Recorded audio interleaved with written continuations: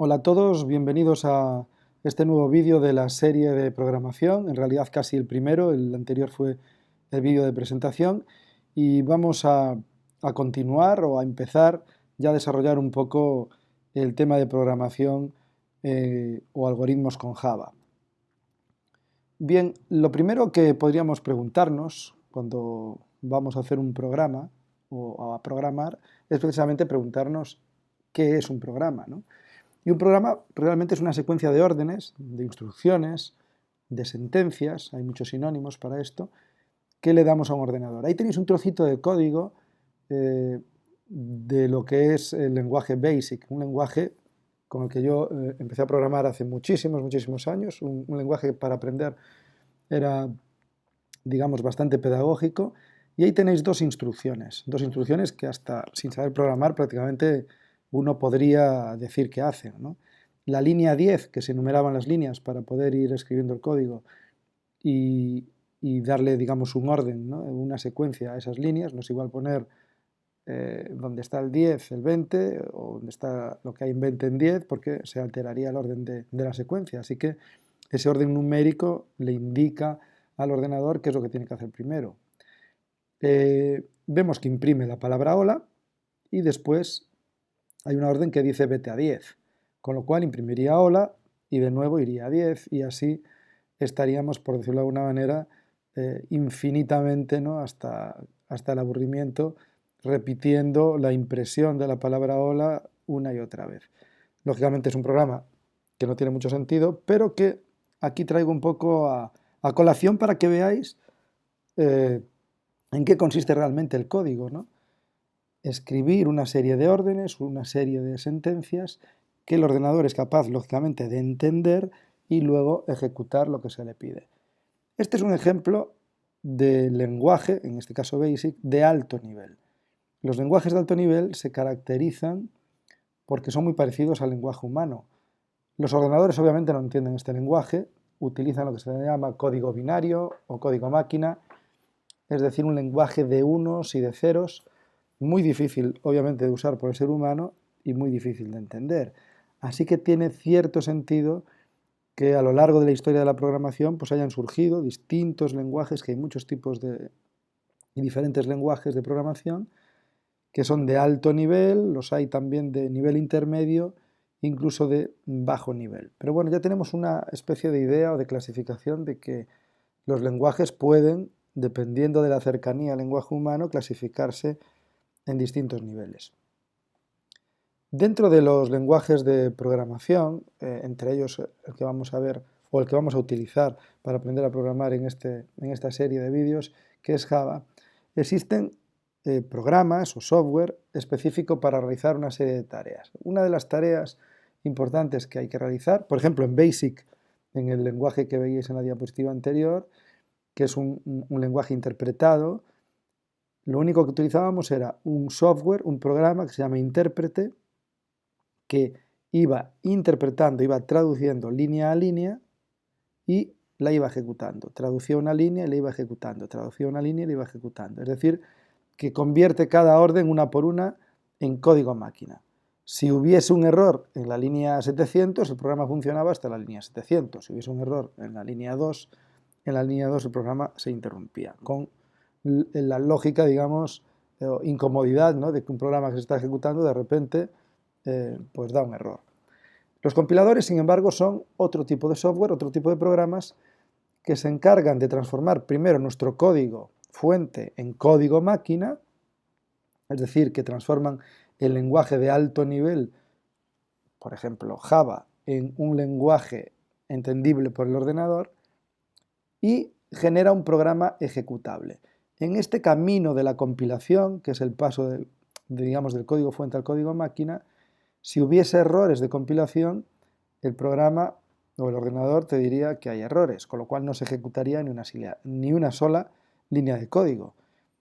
Esto, digamos, es una desventaja respecto a los interpretados porque el programa no se ejecuta nada más escribirlo, pero tiene la ventaja de que una vez que está compilado y digamos que no hay errores al menos de sintaxis, es decir, que la escritura en el lenguaje de programación está bien, el programa luego ya se va a ejecutar, digamos, de un tirón.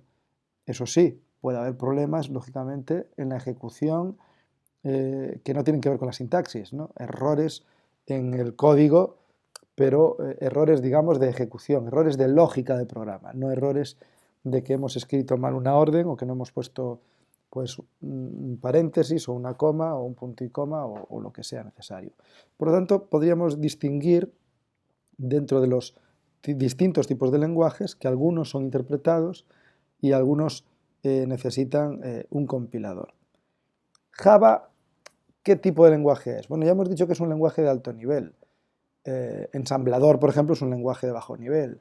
Pero, ¿Java es interpretado o Java es compilado? Bueno, realmente Java es una especie de híbrido, porque en Java compilamos el código fuente, que vemos aquí en esta imagen, un código fuente escrito en Java, y se compila transformando ese código fuente en lo que se llaman bytecodes, ¿no? Es un archivo especial que usa el lenguaje Java. Es decir, tenemos el código fuente con una extensión .java que se va a transformar en un fichero con la extensión .class. La extensión es, digamos, dentro del nombre de un fichero, dentro del nombre de un archivo, podríamos distinguir dos partes. Una parte que es el nombre hasta el punto y luego desde el punto hasta que se termina el nombre hay pues una secuencia de letras o unas abreviaturas que nos indican qué tipo de fichero tenemos. Por ejemplo, aunque ahora desde que se manejan pues sistemas operativos más modernos y podemos casi escribir el nombre que queramos de un fichero, en tiempos, hace mucho obviamente, los nombres de ficheros solo podían tener un tamaño determinado y se dividía el nombre específicamente dicho o estrictamente dicho el nombre y la extensión, que era lo que venía después del nombre y tras un punto. Esa extensión nos indica el tipo de fichero. Pues si uno hace un trabajo con Word, pues verá que puede tener una extensión de tipo doc. Si hace un trabajo con un programa de dibujo como Inkscape, la extensión pues es SVG, etc., ¿no? Los distintos programas pueden generar distintas extensiones que nos sirven también para identificar qué tipo de fichero es, qué programa lo hizo. Bueno, en Java tenemos básicamente dos tipos de ficheros. El .java, que es el que nosotros escribimos en un editor de texto o en un IDE, y el .class, que es el que se genera una vez que se ha compilado. Ahora bien, una vez compilado, una vez que tenemos ese .class, que luego veremos en un ejemplito muy sencillo, aquí es donde entra la máquina virtual de Java. Es decir, una vez que tenemos el fichero .class, la JVM, la máquina virtual de Java, va a interpretar, digámoslo así, ese archivo de bytecodes, ese .class, y lo va a ejecutar o lo va a transformar en un fichero que se ejecuta por cualquier sistema operativo. Por eso Java se dice algo así en el lema, ¿no? de escríbelo una vez y ejecútalo todas las veces o en cualquier lugar, ¿no? Porque puedes ejecutarlo en Windows, puedes ejecutarlo en Mac, puedes ejecutarlo en Linux, así que realmente esa es un poco también la potencia de Java, que una vez que tú instalas el JVM en tu ordenador, cualquier fichero class hecho en cualquier ordenador o con cualquier sistema operativo lo podrías ejecutar, y esto es una gran ventaja. Bueno, estamos viendo un poquito ideas básicas de programación. Recordad que es muy importante ir despacio, tener ciertas ideas claras. Aquí lo importante es saber, obviamente, programar, no tanto el lenguaje, pero este apunte, bueno, lo creo necesario porque ya que vamos a trabajar con Java, por lo menos conocer un poquito el lenguaje que vamos a usar y un poco cómo trabaja. ¿Por qué programamos? ¿Por qué queremos programar? ¿Por qué queremos iniciar este curso u otros? Bueno, las razones obviamente pueden ser múltiples, pero quizá de fondo y estrictamente al final lo único que tenemos o que queremos hacer con un programa es resolver un problema. ¿Problemas de qué tipo? Bueno, los problemas pueden ser sencillos, te pueden decir que dados dos números calcules la suma, o que dados dos números hagas la media, o que dado una lista de nombres los imprimas por pantalla, o que dado una secuencia de números pues calcules el más alto. Es decir, programas muy sencillos que incluso aparentemente quizá no tengan mucha aplicación, pero que nos sirven, sobre todo si queremos aprender a programar, para aprender, es decir, para facilitar nuestro aprendizaje, hacemos programitas que resuelven problemas sencillos, o bien porque esos problemas sencillos luego sí pueden ser parte de problemas mayores. Por ejemplo, hemos dicho antes que podríamos tener un programa sencillo que haga la media de dos números. Bueno, el programa en sí mismo, hacer la media de dos números, es un programa casi, diría que inútil. Nadie va a programar solo para resolver ese problema. Pero quizás en alguna aplicación de móvil, en alguna aplicación de software más sofisticado, en algún programa más complejo, dentro de una de sus partes, pues haya que hacer una media. Se me puede venir a la cabeza un programa que, pues no sé, lleve cuentas bancarias o que gestione notas de alumnos, pues puede necesitar hacer una media. El programa en sí mismo, la aplicación, es muy compleja, necesita mucho código, es complicada de hacer, pero está llena, por decirlo así, de trozos o de códigos que resuelven problemas sencillos. Así que un motivo quizá para, o un tipo de razón por la que podemos programar, resolver problemas sencillos que pueden ser aplicados o usados en la resolución de problemas más complejos. Y ahí podríamos entrar desde algún tipo de programa o aplicación personal que uno pueda o quiera hacer por motivos propios para llevar un mantenimiento, una pequeña base de datos personal, una gestión de un negocio, o programas muy profesionales donde, bueno, tenemos cualquier tipo de aplicación que se nos venga a la cabeza o incluso los programas que estamos utilizando. Sistemas operativos, un IDE para programar, Eclipse, por ejemplo, está hecho en Java, ¿no? O sea que realmente el motivo de la programación es para resolver problemas. Resolver problemas mediante la escritura de código que resuelve dichos problemas. ¿Cómo se resuelven esos problemas? ¿Cómo hacemos para resolver esos problemas sencillos o esos problemas complejos? Bueno, la forma básica para resolver un problema es utilizar un algoritmo. El algoritmo sería la solución al problema, pero la solución al problema mediante una serie de pasos ordenados, ¿no? O instrucciones, o también podemos llamar sentencias o llamar órdenes, que sin alterarse, es decir, permanecen iguales durante todo el tiempo, una computadora lo resuelve siempre de la misma manera. Tiene que ser una serie de pasos, lógicamente, finitos, ¿no? Una serie de pasos determinados. Y si uno no tiene un ordenador y quiere seguir esos pasos y resolver el problema a mano, también podría. Digamos que el algoritmo es una receta, por decirlo así, para resolver un problema. Una secuencia de pasos que hace pues, que yo sepa, no sé, decidir si un número es primo o si un número es par o si en una lista de nombres cuál es el que tiene mayor número de letras, es decir, cualquier tipo de problema que se nos ocurra lo podemos resolver mediante un algoritmo. Para resolver un problema mediante un algoritmo, o mediante muchos algoritmos realmente, lo primero que debemos hacer es definir el problema, eso sería el enunciado del problema, o simplemente que nosotros pensemos, oye, ¿qué queremos hacer? ¿Qué problema quiero resolver? ¿Qué aplicación quiero construir? ¿Quiero hacer un videojuego? ¿Gestionar unas nóminas? Lógicamente el problema es muy grande y habrá que trocearlo en problemas más pequeñitos. Pero hay que definir un problema. Luego hay que analizarlo. Esto lleva mucho tiempo, dependiendo de la magnitud del programa. Si el programa es sumar dos números, no lleva ni 2 minutos, pero si el programa es gestionar una biblioteca, pues lógicamente lleva mucho tiempo analizar el problema, todos los factores que pueden intervenir y demás.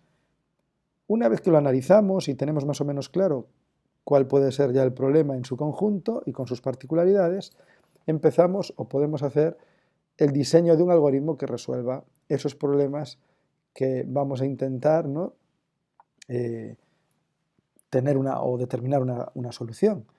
Una vez que diseñamos el algoritmo, porque hay una, digamos, mala costumbre de a veces cuando un problema no es muy sencillo, porque si es muy sencillo y tienes experiencia lo puedes hacer, pero cuando no es muy sencillo o no eres un programador con cierta experiencia, es tirarte ya al teclado y empezar a programar. Lo primero que se debe hacer es diseñar ese algoritmo de resolución. Y una vez que lo has pensado, que has manchado papel, que has hecho un borrador, que le has dado vueltas, ahora podrías trasladar eso al código, ¿no? del lenguaje que desees y programar ese problema. Una vez que está programado, una vez que has escrito el código, ejecutas el programa en el ordenador y observarás, obviamente, si funciona, si no funciona. Ahí empieza una parte que no está en este esquema, que sería la depuración, ¿no?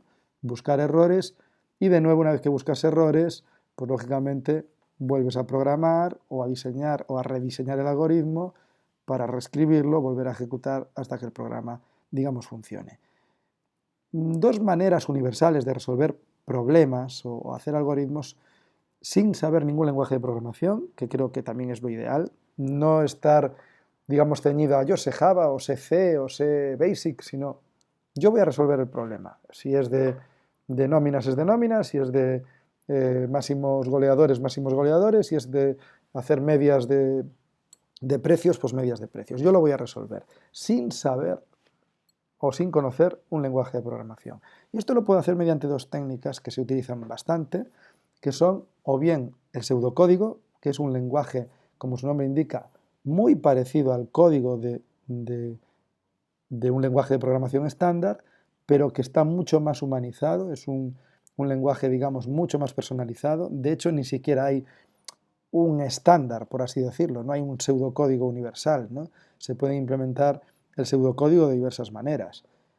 Y ahí tenemos un trocito de programa con pseudocódigo muy sencillo, donde escribe un par de mensajes, lee un número por teclado y luego envía otro mensaje. Vemos que pone escribir, escribir, escribir. Todo el mundo sabe lo que quiere decir escribir, aunque no sepa programar. Por lo tanto, es una manera muy sencilla de entender lo que puede hacer tu programa aún sin saber un lenguaje. Y otra forma de hacer lo mismo que en pseudocódigo, pero de manera más gráfica, sería lo que se llaman diagramas de flujo, como el que veis aquí debajo, ¿no? Aquí tendríamos un diagrama de flujo, sería el mismo programa que hay arriba, pero de una manera gráfica, que cuando el programa se complica y se desvía y se abre en distintos caminos, pues también puede ayudar a visualizarlo mejor. Veis en la parte superior derecha de la pantalla un icono que pone PSEInt y que es un programa gratuito que se puede descargar de internet, que te permite hacer pseudocódigo o diagramas de flujo como los que veis en la pantalla de una manera un poco más amigable. Pero bueno, nosotros no lo vamos a usar aquí, simplemente os lo dejo a nivel, bueno, informativo. Si queréis profundizar, está bastante bien porque incluso ejecuta el código que escribes y facilita de alguna manera, pues si tienes que escribir diagramas de flujo o dibujarlos, pues el hacerlo de forma más rápida y más cómoda. Vamos a analizar, que yo creo que es interesante ver un poquito esta parte, vamos a analizar un algoritmo de nuestra vida cotidiana. Pensamos a veces cuando nos dicen algoritmos y programar y secuencia de pasos para resolver problemas, que es algo muy complicado. Pero realmente el ser humano durante su día a día está lleno de decisiones que es puro pensamiento computacional y está lleno de algoritmos que lógicamente no piensa demasiado y que ejecuta casi de forma automática. Vamos a resolver el problema de comprar el pan. Si yo estoy en casa y quiero comprar el pan, ¿qué pasos daría para comprar el pan? Bueno, y vemos, a modo de ejemplo, ¿no? Podría ser más refinado el algoritmo o tener más detalle o menos, pero lo que quiero es ilustrar un poco la manera de pensar casi en pseudocódigo, ¿no? Pues primero saldríamos de casa, caminamos hasta la panadería, compramos el pan, caminamos hasta casa y entramos en casa. Bueno, aparentemente el problema está resuelto y de hecho no tiene mucha complejidad. Pero una computadora no es un ser humano, no tiene una capacidad de abstracción tan grande como ¿qué significa salir de casa? Bueno, yo a una computadora, a un ordenador le tendría que decir o refinar mucho más que es salir de casa. Yo no le digo sal de casa y el ordenador sale de casa. O en un programa le puedo dar una orden muy genérica y el ordenador quizá no sepa esa orden genérica cómo interpretarla. Entonces yo el problema o el paso, más bien salir de casa, quizá lo podría también refinar más y podría decir, bueno, para salir de casa, ¿qué puedo hacer? Caminar hacia la puerta, abrir la puerta, salir y cerrar la puerta. Digo, oye, está bien, este primer algoritmo de aproximación me ha servido, pero bueno, uno de los pasos lo puedo todavía refinar más en casi otro algoritmo. Pero abrir la puerta, ¿se podría refinar más? Bueno, se podría refinar más, porque si hay llaves en la puerta, podríamos decidir coger llaves, girar llaves. Si no, buscar llaves, poner llaves en cerradura y girar llaves. Y bueno, me diríais, ¿y aquí podríamos refinar más? Pues claro, porque ¿qué significa poner llaves en la cerradura? Pues significa estirar el brazo, y estirar el brazo significa dar una orden en el cerebro que mueve nuestros músculos, o sea que al final todo se puede refinar mucho más, hasta el punto de que lógicamente pues ya no haya, digamos, más atomización, no podamos dividir el problema en problemas más pequeñitos y el ordenador ya lo puede hacer. Comprar el pan, uno de los pasos, ¿no?, del primer algoritmo. ¿Se podría refinar más? O yo digo comprar el pan y ya está. Bueno, podría pensar, mientras haya cola, esperar. Entonces, mientras haya cola, esperar. Estoy aquí como metido en un bucle, ¿no? Mientras haya cola, esperar. Cuando esto no se cumple, es decir, cuando no haya cola, ¿qué haré? Pedir pan. Pero igual no hay. Entonces, podría decir, si hay pan, comprar, pagar y salir. ¿Qué ocurriría si no hubiese pan? Yo pido pan y si no hay pan, esto no se cumple, porque esto solo se cumple si hay pan. Si hay pan, compro y pago. Si no hay pan, simplemente ya me vengo a este último paso, salir. Así que como veis, realmente el pseudocódigo, que es este lenguaje casi humano, aunque luego, bueno, daremos algunas pautas para hacerlo un poco más formal, nos ayudaría a resolver problemas. Aquí ya hemos visto, por ejemplo, en esta secuencia de problemas, que simplemente de forma secuencial podemos dar una serie de pasos y resolver una tarea. Sin embargo, aquí vemos que hay una toma de decisiones. Si hay llaves, hago una cosa, si no hago otra. Si hay pan, hago una cosa. Si no hay pan, no la hago. Eso sería toma de decisiones, ¿no? Serían órdenes o secuencias que controlan el desarrollo del programa. Es decir, si yo aquí tengo la opción de que hay llaves y hago esta parte del programa, ya no haría esta parte del código, porque esta parte solo se haría si no hay llaves. O sea que no todas las líneas de código se van a ejecutar en un programa. Y luego aquí tendríamos también otra, digamos, estructura muy habitual en los programas, que es la estructura repetitiva, cosas que se tienen que hacer muchas veces y que entramos como en un bucle. De hecho, esto que acabo de decir, que es casi el teorema, por no decir el teorema de la programación estructurada, nos dice que con tres tipos de órdenes o estructuras en un programa, las secuenciales, la de toma de decisiones o de control, como el sí, y las órdenes repetitivas, como los bucles, con estos tres tipos de órdenes podríamos construir prácticamente cualquier solución o cualquier algoritmo que resuelva un problema. Lógicamente, Java, que es un lenguaje orientado a objetos, va a tener, por decirlo así, una capa más, ¿no? Esto sería la programación estructurada dentro de muchos procesos que luego, con la programación orientada a objetos, podríamos, por decirlo así, tener un nivel superior o un nivel diferente de abstracción. Pero realmente sin este tipo de estructuras no se puede programar orientado a objetos. Y para programar orientado a objetos, lógicamente, tengo que conocer la base, ¿no? Como hemos dicho, tenemos planificado lo que vamos a hacer. Si os gusta, si tenéis ganas, en este principio, aunque no hemos escrito ningún código, vamos a ver todo este tipo de cosas que hemos estado comentando, ¿no? Cómo hacer un algoritmo, qué estrategia seguir, usar estructuras secuenciales, estructuras de control, estructuras repetitivas. En definitiva, vamos a hacer el aprendizaje, ¿no?, de la forma adecuada para que cuando empecemos con Java o incluso con cualquier otro lenguaje de programación, lo que aprendamos aquí nos sirva para casi cualquier lenguaje, salvando los matices, lógicamente, del lenguaje correspondiente. Bueno, no quiero alargar más el vídeo, espero que os haya gustado. El próximo día ya linkaremos el diente al código de una manera sencilla. Y bueno, no olvidéis suscribiros y sobre todo, si queréis apoyar a este vídeo y que crezca en YouTube, darle al me gusta. Os espero en la próxima sesión de programación.